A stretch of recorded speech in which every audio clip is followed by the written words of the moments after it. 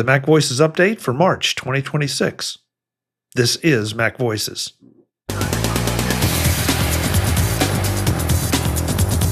Welcome to Mac Voices. This is the talk of the Apple community, and I'm Chuck Joyner. This is the March 2026 Mac Voices update. This could be the largest update that I've ever had the privilege of giving you because a lot of changes have been happening at Mac Voices, are continuing to happen, and a lot of things are changing. So let's get to it. You may have already noticed one thing, and that is that the thumbnail format for Mac Voices, both on the website and in social media and on all of the video services, has changed. I wanted something that was a little bit easier to read, it would give me a little more flexibility, but trying to do that the way I was doing it the old way, creating it in a graphics program, just wasn't working. So I tried my hand at vibe coding an app that would let me create the thumbnails with a sense of consistency, but also would give me some flexibility when it came to title length, organizing the type of show, that kind of thing. And also, in case you're not aware of it, there are two thumbnails that need to be produced for each show.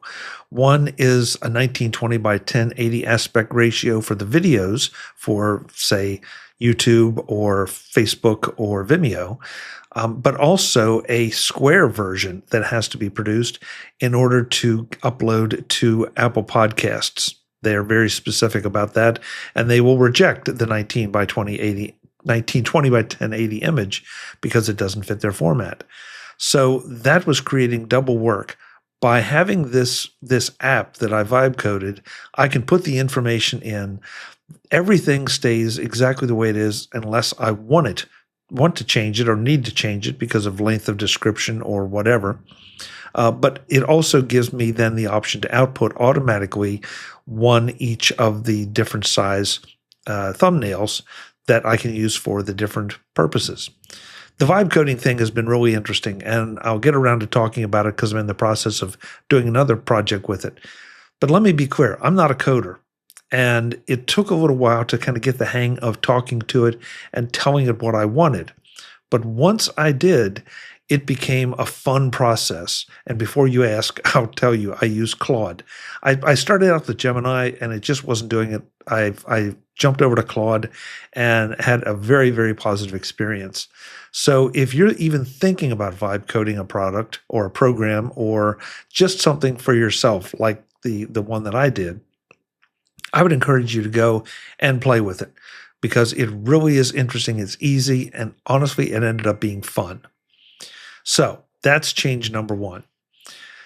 Change number two, and this has been talked about a couple times for those of you that subscribe to the Mac Voices Dispatch email newsletter, and I hope you all do, is that Mailchimp, my previous service, had changed their product a little bit.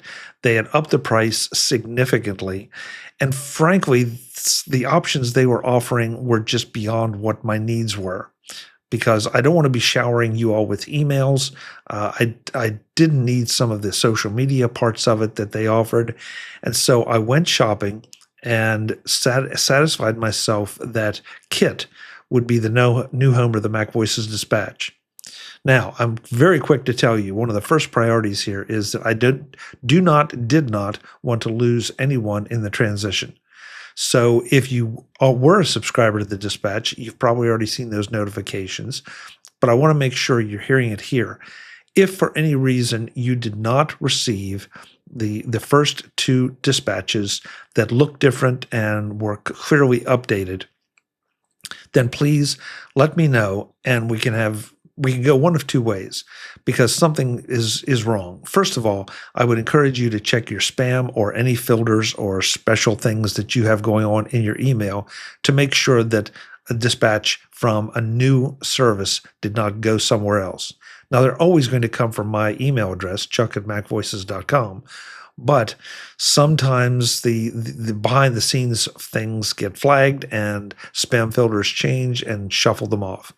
So check first. And if you find them, then do whatever you need to do in your email program to move them over and get them recognized so they're landing wherever you want them to, preferably in your inbox.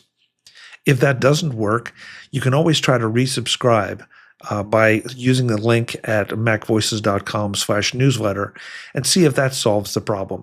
And if it doesn't, the last option would be contact me directly using the contact form on the MacVoices website, and I will unsubscribe you from Kit and let you resubscribe so that they have the system recognizes you automatically.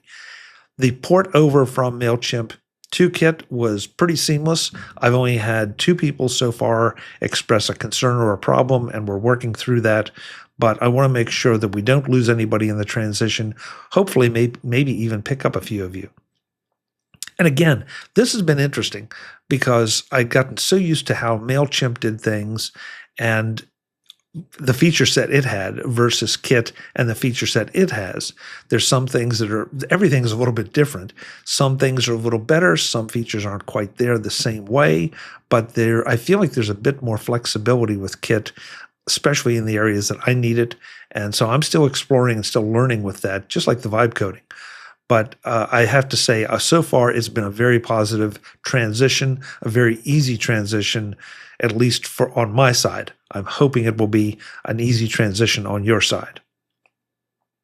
So the third thing, and this is very new, has to do with MacVoices Live and the way we distribute the notes for that, especially during the live show. Up to this point, I've been keeping a separate file open on my computer, and as we talk about the topic of our article that comes up, I take and paste those into both our private chat so the panelists can see it, but also into the YouTube chat so that the folks who are joining us live can see it. And it occurred to me that, okay, this is great. And I talked to a number of our folks, especially some of our patrons, and they said, yeah, that's great, but we're having to open that in a separate window while you're talking about it. We would like to have it maybe a little bit ahead of time. So what I've started to do is take the MacVoices show notes for that particular evening, that Tuesday night, and put them in a new page on the MacVoices website that is pretty easy to understand, macvoices.com/show notes. And they will be published approximately 25 to 30 minutes ahead of the scheduled start time at 8 o'clock Eastern time. Everything here is Eastern time. So if you are looking to read the show notes ahead of time and want to, then be up to speed with what we're going to talk about, you'll have an opportunity to do so. But some folks said, yeah, because of travel and not everybody obviously is in the East Coast time zone, that just wasn't going to be sufficient. So what we're going to do is the show notes are going to be released roughly 24 hours ahead of that for our MacVoices patrons. So it will be an extra benefit to them, and maybe it'll encourage you to become a patron for as little as $1 a month, so that you can get those show notes early. The only other thing I want to make sure you understand is that when we publish those show notes, that doesn't mean we're going to get to all the topics that are listed. In fact, we may not get to any of them because it's a dynamic live panel, and that's part of the fun of it, is that we can shift our topics as things happen, and sometimes we get breaking news. It does seem like Apple has a bit of a habit of releasing things on Tuesdays, so that the show notes that are distributed 24 hours ahead may not be quite accurate, and you will want to check the live show notes, because that one will have the opportunity to update right up to the time of the show. That page will update as it goes along, so you won't be able to go back and look at old show notes. But if you are one of those folks who are listening to the live show in our feeds, then the show notes obviously will be listed in each segment's show page. So hope that makes sense. Hope it adds a little more flexibility and maybe makes MacVoices Live, whether you're watching it live or otherwise, just a little more valuable. Next thing I want to just mention is a bit of a schedule update here. Mac Voices Live will be dark probably 2 nights in April. One for NAB, one because I have some unavoidable business conflicts, and some other travel that's planned. I'm working to make sure that the flow of Mac Voices shows does not get interrupted by any of that. It's just that the publication times might be just a little bit off, but you should be able to count on a show pretty much coming out every day. And if something happens, like standing in line for 4 or 5 hours at an airport security line, and the show doesn't get published, please forgive me. We'll try to make it up at a future date. But it's just one of the things that traveling seems to have become. With that, I think those are all the major announcements, and that's a lot of them, at least for me, I feel like, because I've been trying to evolve the show. There are things I want to do with Mac Voices and a few other projects, and slowly but surely I'm gaining on them. So stay tuned. Only other thing I want to point out, and this was part of a conversation that happened, I think, in one of the chats in Mac Voices Live, is that Mac Voices Magazine, what Mac Voices Magazine has always been and will continue to be, is a place to go and learn how to do more with your Apple tech and adjacent tech. This time of year, when we start seeing releases of new versions of software, and Apple just, as I record this, Apple just released a whole lot of new versions. We see articles pop up from different outlets that say, here are 5 new things you need to know. Here are 20 things about this that you didn't know or that you should know. I love those kind of articles because inevitably I find 1 or 2 things that I didn't know. Yeah, I find a bunch that I did know already, but at the very least, it serves as a good reminder that, hey, there's that function that I forgot about. So look for those.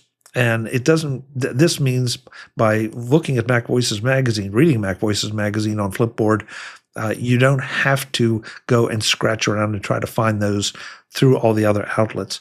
They all become consolidated right there in Mac Voices Magazine, along with other dedicated articles that talk about a specific program, a specific product, or how to accomplish something with your Mac, iPhone, iPad, whatever. So check that out at macvoices.com/magazine, or you can look for it in Flipboard. That's my preferred way of viewing that kind of thing because it's graphic, but it also adds sort of a magazine type interface.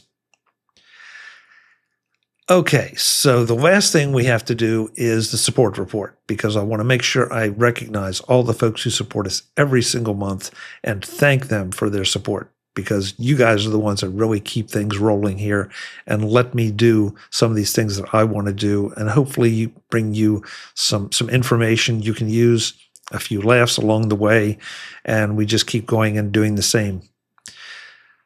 This month at Platinum, we had Ash, Marty J, and RVS.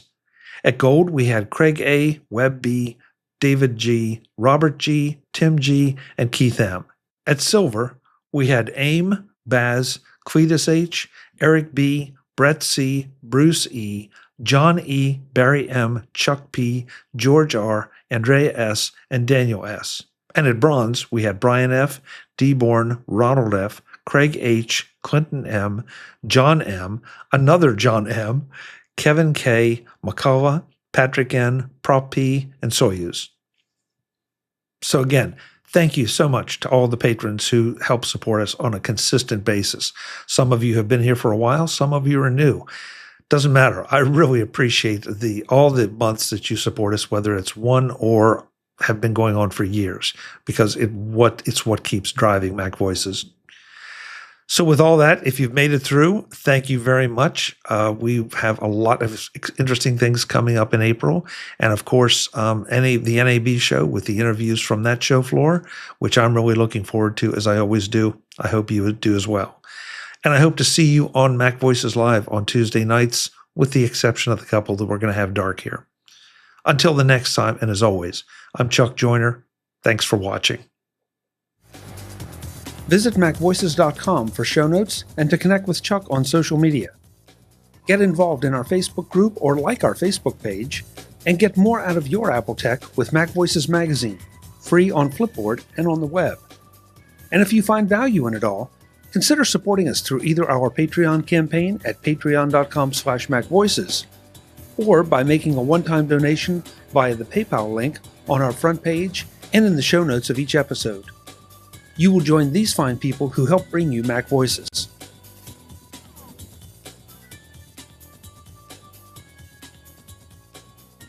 Advertising handled by Backbeat Media at backbeatmedia.com. Bandwidth provided by CacheFly at cachefly.com.